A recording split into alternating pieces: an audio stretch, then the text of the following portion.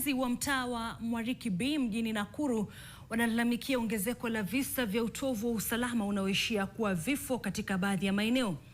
Kundi la wahuni waliojihami na silaha butu wanalaumiwa kuvamia na kuwaua watu wawili kwa wiki mbili zilizopita.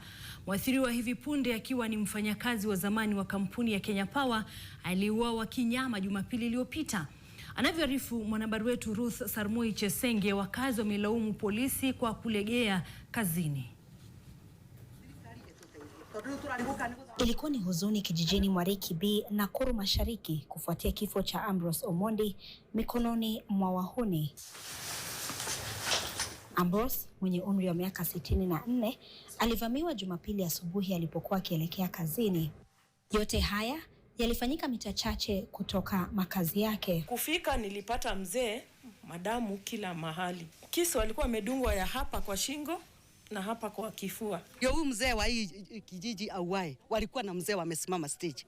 Mzee akachukuliwa na matatu akaenda. Na juu mzee wa hapa anaendaga na gari ya kazi, so walimwacha kigojea gari ya kazi.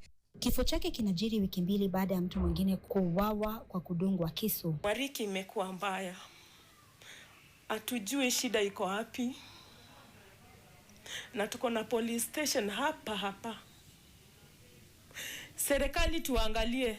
Cha kushangaza ni kwamba visa hivi vinafanyika mita chache kutoka kituo cha polisi, jambo linaloacha wakazi na maswali mengi. Iko na biashara ya kupika chips, samosa na smoky na iko mbele ya police station. Last week part 1 watu walifunja kifuli, wakaingia na wakachukua kila kitu. Nikaenda nikaandikisha OP police station, pati mpaka sasa sikujua mwisi ni nani. Wengine wameponea vifo na kuachwa na majeraha na makovu kutokana na kuendelea kwa visa hivi. Aliatakiwa mwezi wa 9 last year na tukawa na mkutano na OCS na wanakijiji, na OCS akaniahidi baada ya wiki mbili atashughulika ajue hiyo kesi na ama ajue ni hao wakora ni wagani.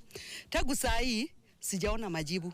Hizi visa zimefanyika, si ya kwanza ama ya pili ama ya tatu. OB watu wamejaza kwa mfuko hadi wamechoka. These are sailors are people who are known. Maaskari wanawashika, wakipelekwa ndani wanaachiliwa. Inafaa tuangalie mambo ya usalama. Juu leo ni Omondi, kesho ujui ni nani. Tunaomba kama familia justice for Omondi ipatikane. Manake alikuwa ametoka hapa anaenda kazi.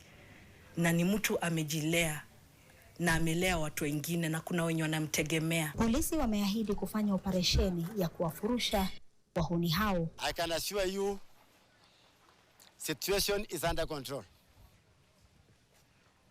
Our officer, we have intensified foot patrol and mobile patrol as well as collection of intelligence.